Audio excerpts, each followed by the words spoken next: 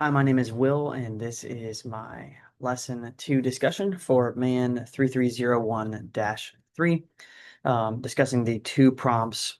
The first prompt is discussing the three major generic strategies in this chapter and thinking of examples of each of the three strategies in specific businesses that I know of. In my opinion, how successful have these companies been in their strategy? And topic number 2, think about the technological changes that have occurred since you were born. Do I think those changes have affected the strategic planning process, and how?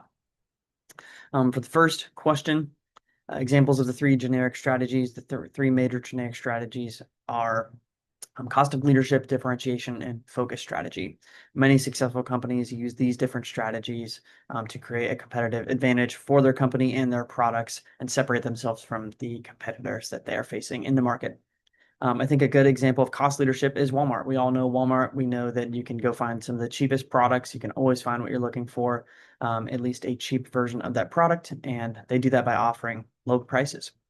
This helps differentiate them in the market, and they do this by keeping low operating costs. They also have really efficient supply chains. They're buying bulk products. And so this strategy keeps them separate. Another example would be differentiation with Apple. Instead of competing mainly on having the lowest price, they focus on creating products that stand out through design, the integrated ecosystem that they have, and the innovation that they have. There's lots of controversy about that, but at the end of the day, I think Apple has separated themselves from others. iPhone and MacBook cost way more than competitors in a lot of ways, but many customers are willing to pay extra for the value that they see in that brand. And a good example of focus strategy would be Lululemon. Instead of trying to serve every type of clothing, they have chosen a very specific focused brand for people with fitness and sports. And now they've more expanded into both men and women instead of just women, but they've still kept their focus on athletic wear and keeping a very loyal customer base. Overall, I think all these strategies can be successful, but I think the company must understand its customers and continue adapting as markets change. Now, question number 2, technology has changed a lot since I was born. We've gone from lots of analog technology to a fully digitized system with smartphones and technology that we can carry around with us every day with laptops, computers at work, AI. We have AI chatbots in our pocket all the time.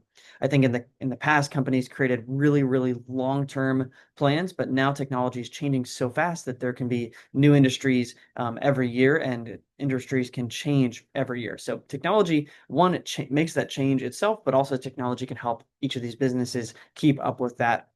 And I think some of these systems will start to rely on AI, and that's pretty controversial whether or not that's going to be a successful plan. But this technology is growing fast, and that controversy is just part of the growth with this technology. And so overall, I believe the technological changes have had changes in the strategy, especially with the timing and frequency and with the market and how people are actually experiencing each of these companies and the products that they're using. And I think that we do have to be adaptable to make this technology successful so that it is not going to actually cause more harm than good.